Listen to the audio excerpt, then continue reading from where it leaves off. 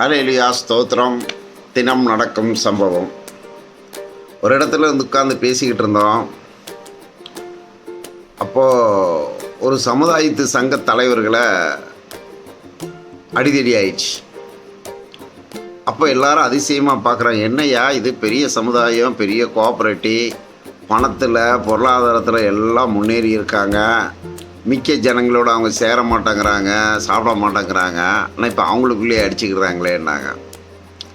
ஆமாம், எந்த ஒரு சமுதாயம் பெருசாகுதுன்னா அது பிழைக்கும் போதே குழந்தைய மாதிரி தான் எல்லாரும் பிறக்கிறாங்க.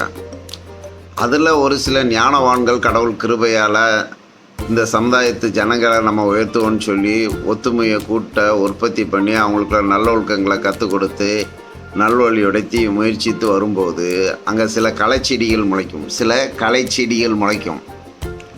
அந்த களைச்செடிகள் என்ன பண்ணோம், அங்கே போய் இல்லாத பிள்ளாததெல்லாம் பிரச்சனையை பண்ணி அதுக்கு ஒரு 10 பேரை கூட்டம் கூடிக்கிட்டு அந்த 10 பேரும் தேனை எடுத்து நக்கிட்டு இது புளிக்குதுல அப்படிம்பா, வேப்பலையை தின்னுட்டு இது இனிக்குதுலம்பா.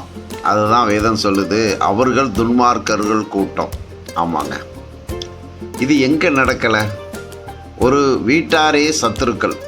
ஒரு வீட்டில் ஒரு குடும்பம், முன்னேறிய குடும்பங்கள் முன்னேறிக்கிட்டே போயிட்டுருக்கோம். அவங்களுக்கு எல்லாத்துக்கும் வாழ்வு வசதி மதிப்பு கூடிக்கிட்டே இருக்கும்.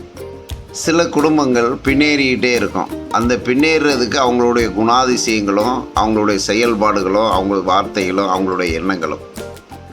எந்த ஒரு மனிதன் அவன் முகத்திலே கனியை காண்பீர்கள். இரக்கமுள்ளவன், தயவு உள்ளவன், எல்லாரிடத்தில் அன்பு செலுத்துகிறவனுடைய முகங்கள் ஒரு வகை பிரகாசம் இருக்கும். எப்போதும் தான் மட்டுமே வாழ வேண்டும், தன்னை சுற்றி யாரும் வாழ்ந்துடக்கூடாது, தனக்காக நன்மை வருவதற்கு மட்டும் கூட்டு சேர்வான். அவர்களோடு கூட்டு சேர்ந்து அவர்களை மட்டும் வைத்து கொள்பவர்கள், அவர்களுடைய முகங்களில் ஒரு பிரகாசம் இருக்கும். Bad sir. நல்லதை செய்கிறது ஒரு அறிவாளி என்றால் பலரை கெடுத்து அதில் ஒரு பெருமை சேர்த்துக்கிறவங்களும் ஒரு அறிவாளி தான். ஏன்னா கெடுக்கிறதுக்கே தனி அறிவு வேண்டும் இல்லையா? ஆமாங்க, கெடுக்கிறதுக்கும் தனி அறிவு வேண்டும். கோணலும் குறுகலான இந்த உலகத்தில் குற்றமற்றவர்களாக வாழ்ந்து கொள்ளணும்னா எப்போவுமே நல்லது தான் தேடணும், நல்லது தான் பார்க்கணும், நல்லது தான் செய்யணும். அப்போ நல்லது செய்கிறவங்களுடைய காரியங்கள் எப்போவுமே நல்லது தான் இருக்கும், கெட்டது செய்யக்கூடிய காரியங்கள் கெட்டது தான் இருக்கும். எல்லா சூழ்நிலையிலையும் கடவுளை நம்ம தேடணும். வேதம் சொல்லுகிறது, பொதுவாக சொல்லுவாங்க மாதா பிதா குரு தெய்வம்பாங்க. ஆனால் வேதம் அப்படி சொல்லலை. முதலாவது உன் தேவனை தேடு, பின்பு உன் தாய் தந்தைக்கும் கீழ்ப்படி. ஆமாங்க, எந்த ஒரு தாய் தந்தைக ஒரு சிறு குழந்தையாக இருக்கிறவன் ரோட்டில் போய் சண்டை போடுறது, அது மத வெறியாக இருக்கலாம், ஜாதி வெறியாக இருக்கலாம், பண வெறியாக இருக்கலாம். ஒருத்தனுக்கு பணம் வந்துச்சுன்னா அவன் அதுக்காக அடுத்தவங்கள மரியாதை இல்லாமல் கூப்பிட்டு தூசணமாக பேசலாம். ஒருத்தனுக்கு ஜாதி வெறியாக தூண்டலாம், இனவெறியாக தூண்டலாம். அப்போ கடவுளுக்கு பயந்தவங்க நம்மளாம் ஒரு மனுஷனாக பிறந்தோம், அடுத்தவங்களை துன்பப்படுத்திட்டு வர்ற வருமானமோ பொருளாதாரமோ வீட்டுக்கு கேடுன்ட்டு எந்த தாய் தகப்பன் வந்து அதை சொல்லக்கூடிய ஞானத்தோடு இருந்தார்களானால் அந்த பிள்ளைகள் ஒரு சமயம் அது தவறான பாதையிட்டு விட்டு விலகி நலமான பாதையில் வரும்.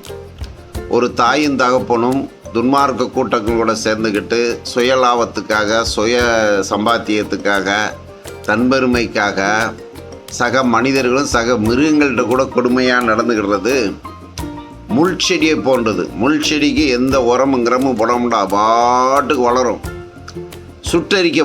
சுட்டரிக்கப்படும்னா அது ஒரு காலத்தில் கரெக்டாக வெட்டி தீக்கி மட்டும்தான் இரையாகும். சுட்டரிக்கப்படும் அப்படின்னு சொல்லப்படுது.